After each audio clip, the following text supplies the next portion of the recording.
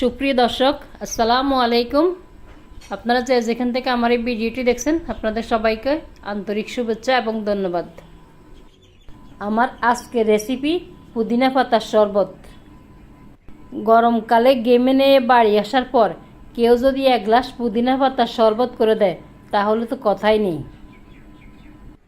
পুদিনা পাতার শরবত আমাদের শরীরকে ঠান্ডা রাখতে সাহায্য করে এবং হজম শক্তি বাড়ায়।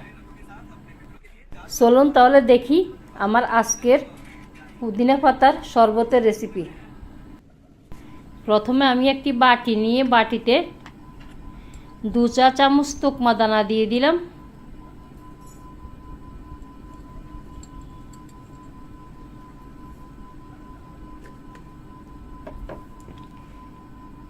এবার সামান্য একটু পানি দিয়ে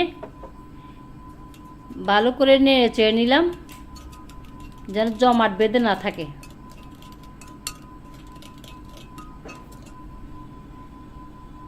এবার আরেকটু পানি দিয়ে আবার ভালো করে নেড়ে চেড়ে দিলাম এবং 15 মিনিটের জন্য রেখে দিলাম। এখন আমি 1 বাটি পুদিনা পাতা ও 3টি লেবু নিলাম।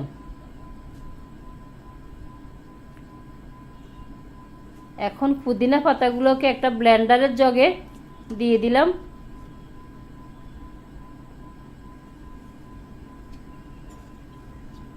এক কাপ পানি দিয়ে আমি এখন এই পুদিনা পাতাগুলোকে ব্লেন্ড করে নেব।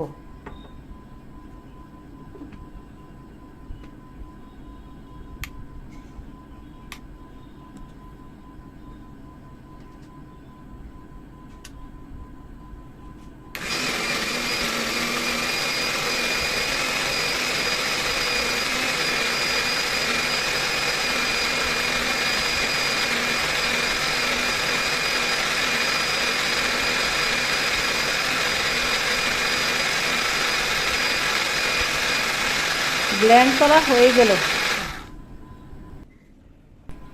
এবার একটি বাটিতে চাকনি বসিয়ে পুদিনা পাতার রস ভালো করে চেকে নিলাম।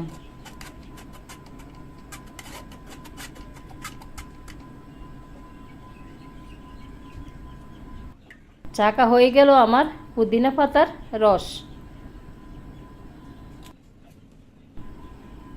এবার আরেকটি বাটিতে 3টি লেবু কেটে রস নিয়ে নিলাম। এই রসগুলো আমি শরবতের সাথে দেব।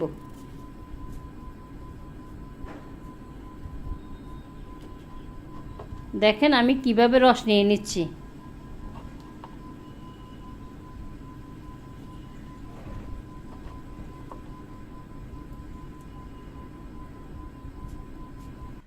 এবার আমি পরিবেশনের জন্য 3টি গ্লাস নিয়ে নিলাম। 2টি গ্লাসে আমি সামান্য পরিমাণ বিট লবণ দিয়ে দিলাম।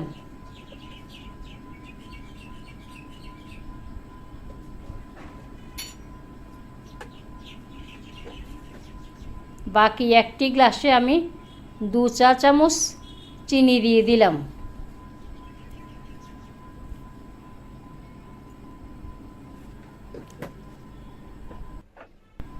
এক গ্লাস আমি চিনি দিয়ে বানাবো মিষ্টি করে, আর 2 গ্লাস আমি বিট লবণ দিয়ে বানাবো। এবার আমি ঢেলে দিচ্ছি আমার পুদিনা পাতার রসগুলো 3টি গ্লাসেই দিয়ে দিচ্ছি।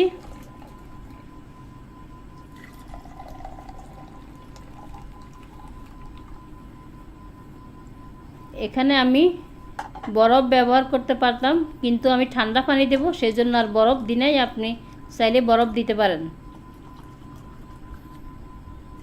3টি গ্লাসে আমি পানি দিয়ে দিলাম, ঠান্ডা পানি।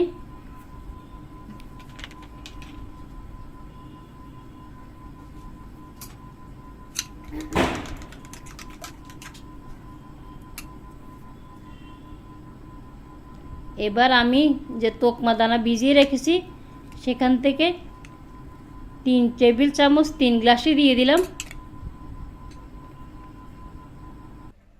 এবং যে লেবুর রস নিয়ে রেখেছি সেখান থেকে 2 টেবিল চামচ করে প্রত্যেক গ্লাসে দিয়ে দিলাম।